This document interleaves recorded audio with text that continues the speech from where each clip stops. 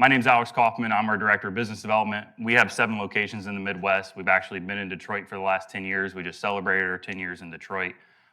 Family-owned and operated business, started 25 years ago in Indianapolis. Do a lot of white glove furniture deliveries for customers. Dan is our head account manager in Detroit, so he deals with all of our designers, customers, deliveries. We handle, roughly 90,000 deliveries a year. Across the Midwest, we have Indianapolis, we have Detroit, we have Grand Rapids, which covers the west side all the way up to the UP of the state of Michigan. We have Louisville, we have Cleveland, Nashville, and Kansas City. So we service 7, technically 8 with St. Louis metro areas for threshold, white glove, room of choice deliveries for hundreds of designers, our house, Crate and Barrel, Miller Knoll, tons of cabinets, probably deliver 40,000 cabinets in the state of Michigan a year. So we just put together a quick presentation, kind of take you guys through the journey of a piece. You know, we're not like Amazon, don't just drop stuff off at your door and leave. So just starting from receiving to delivery, and just talk about some of our best practices, what we do. If you're using a different receiver, completely okay, but challenge you to think, is my receiver doing these types of things for me in my projects, my client deliveries, whether that's you coming to the warehouse to pick up a chair for a client, a piece of lighting, or we're doing a 5-10 truck install for your 20,000 square foot custom home. So we're going to go over the arrival and inspection, logging and tagging in our system, inspection process, repairs, making sure it's in secure storage, staging for delivery, the morning of the delivery, on the road delivery setup, kind of go over our software that we use in a little bit more detail too, but just kind of wanted to take a few pictures, talk a little bit about each slide and each step, and answer any questions that you guys might have in your receiving process. And I'll let Dan take it from step 1. All right, so for level 1, receiving the goods, this is essentially when everything arrives to the warehouse. Step 1 is obviously getting it off the truck, and we have our first little inspection process. So typically each piece arrives either wrapped in cardboard, plastic, or sometimes crated. That's going to get inspected right away, making sure there's no carton damage. If there is any carton damage, we're going to notate that on the BOL and let the designer know right away, like, hey, we're going to speed this inspection process up, get it open. We notated some damage on the carton. If it is completely broken, which very rarely does this happen, we will refuse an item if it's something that we know we cannot repair.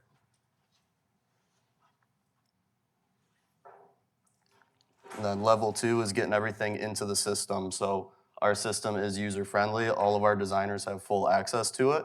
So step 1 is figuring out what designer that piece is for. We'll log it into our system, and it'll get this little QR code on there. We scan that, and that's how we locate it into the warehouse. Each of our locations has that QR code on it, so as soon as it's put away, it's in that position until we go to deliver it.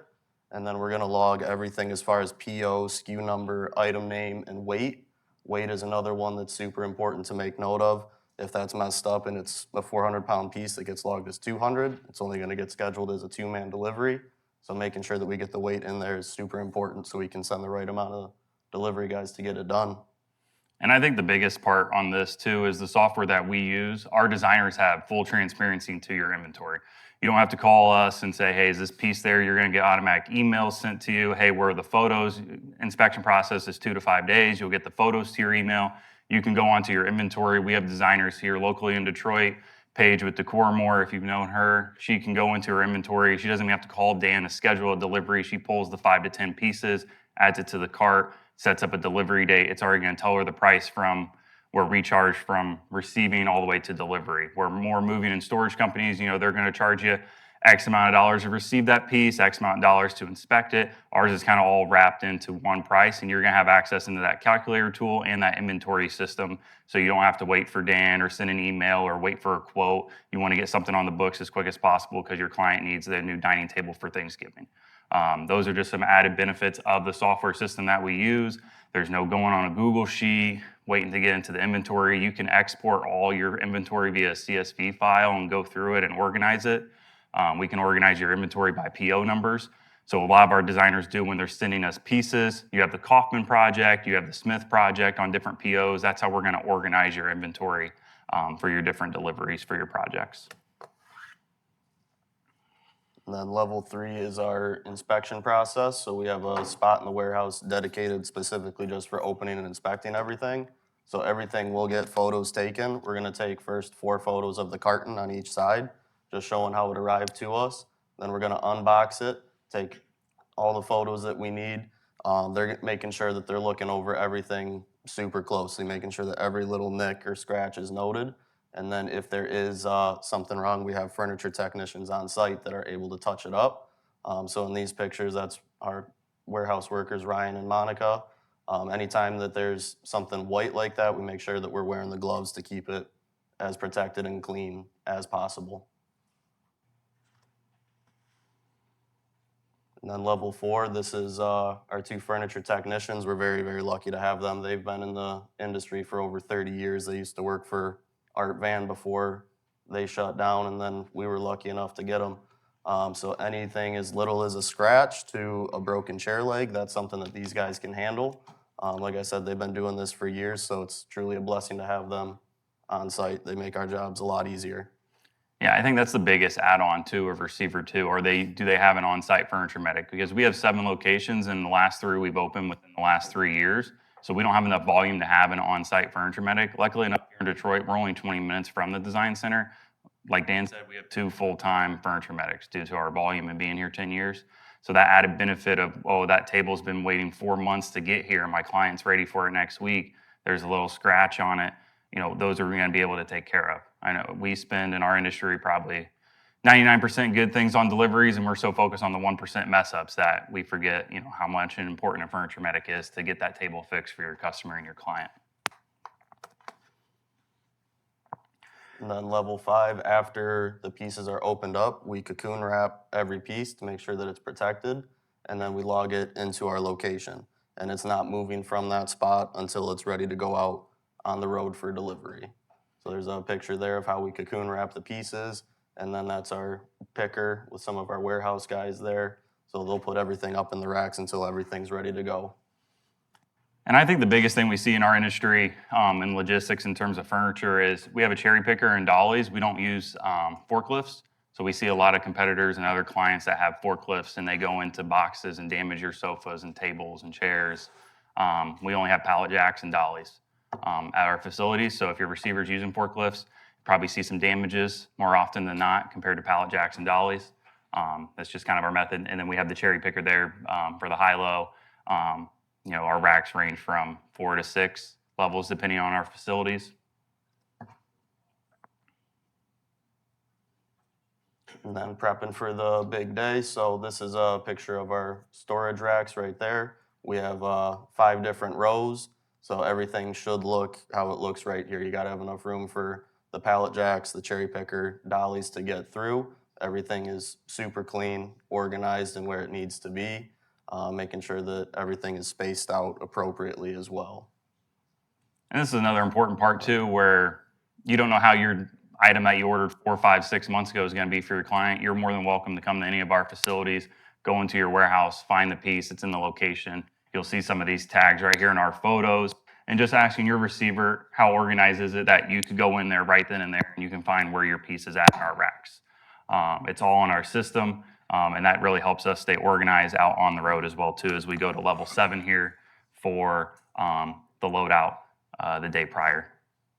So for load out this picture here, this is where it's staged in the actual delivery lane. So after the piece is pulled from location, the warehouse team will get that whole truck pulled. We'll open everything up again, do another quick look over, make sure the pieces are good to go. We'll leave everything sitting on the furniture blankets once they are unwrapped to keep the bottoms protected. And if there is anything that didn't get caught at inspection, we still have our furniture techs on site. They're constantly walking the lanes the day prior to delivery, just looking for anything that they can touch up. And we're really looking for more work with the furniture medic. We have installs that go out for a full truckload where we'll send Jason out on the install with the designer while you're there doing the install with your customer. Some designers don't have their customers in home. We know how that can be. They're watching you, they're watching the guys. Everybody's watching everyone move furniture. It can get kind of hectic. But having that furniture medic there is such an added benefit for your install, for you as our partner, and then for your client for their furniture. And then level 8, the journey to the home. So our delivery teams arrive between 6 and 6:30 every morning. So they're also going to take a look at the pieces again, do one final inspection on them, make sure everything's good. Then they're going to get all the pieces cocoon wrapped.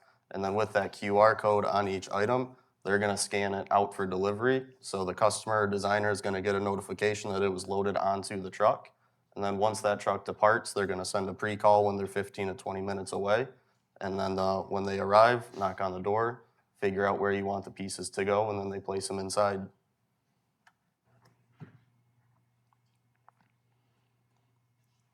Here, I'll take this one. Okay. So we got the final level here.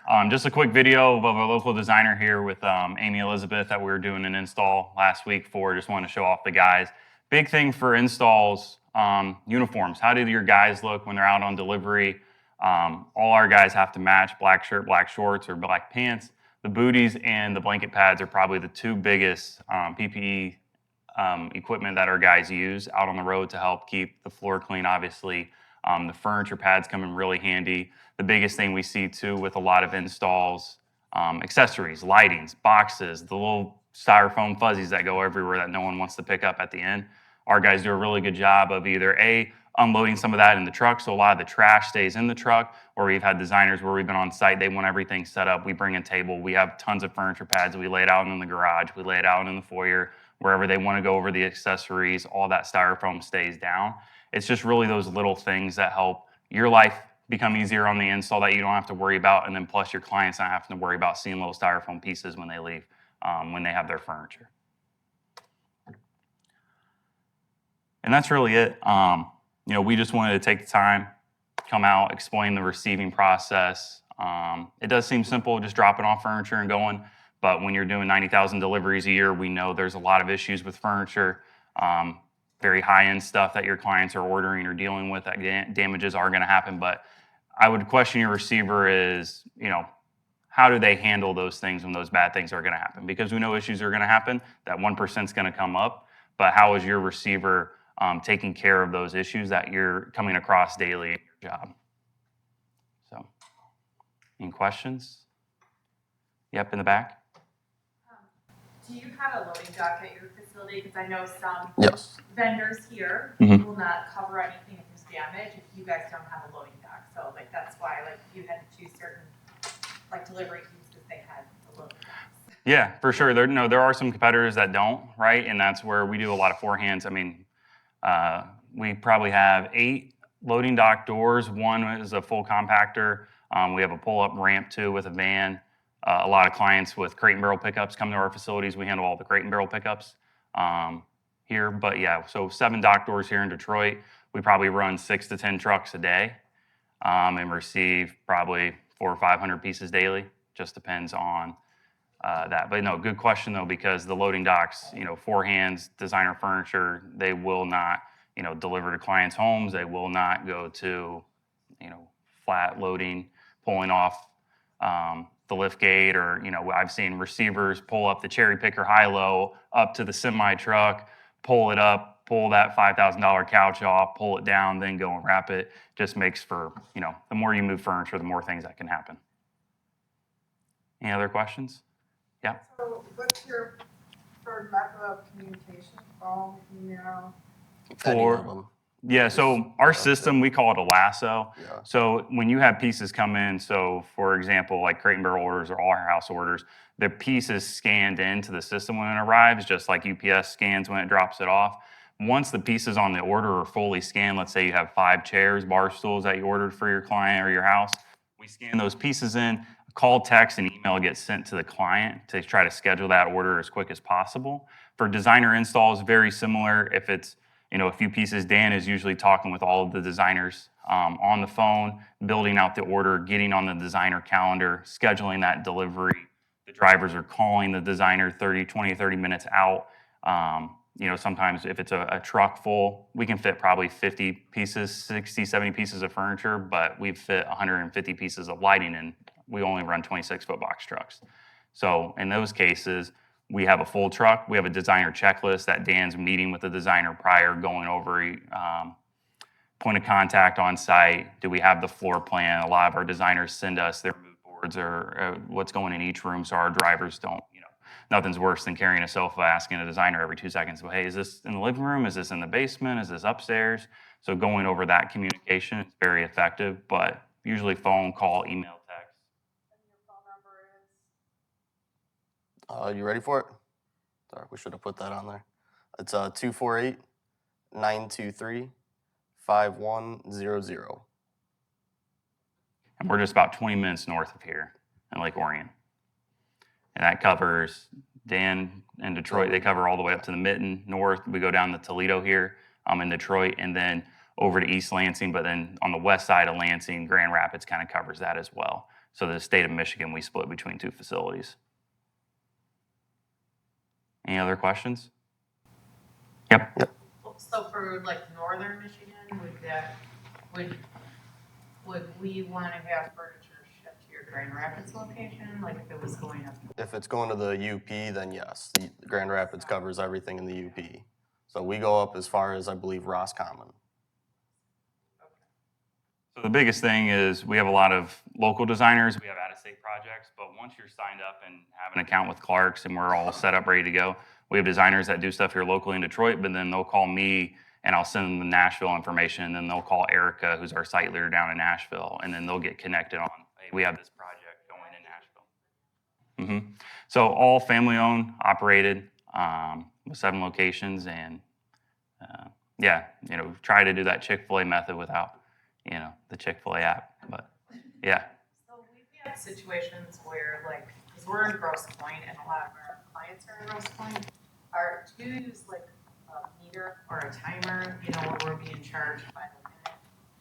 Because No. that happened in the past, where we're like, okay, well, don't deliver at 5 o'clock because we're not being sitting in rush hour traffic because we know we're on the clock. But it became like that ridiculous. Like, do you charge per mile, or how is your travel charge? No, so it's a little different than most moving and storage companies, right? Like we have in-home moving services where clients call us and they're like, hey, I need 2 of your guys for 2 hours. Okay, fine, that's what we can do. But in terms of white glove for designers, we go all based off piece count. So there's a base rate, there's mileage, 25-mile radius around the facility, and then additional mileage. But then we go based on piece count. So you send a 3-piece sectional, that's 3-piece, a headboard's 3. So you call Dan, hey, my client has a 3-piece sectional and a king-size bed, footboard, headboard, rails, 6 pieces total. He's going to give you a price. That's from receiving, opening, inspecting, wrapping, everything you've seen in this step, and then he's going to give you the delivery all as one. We do 14 days of storage.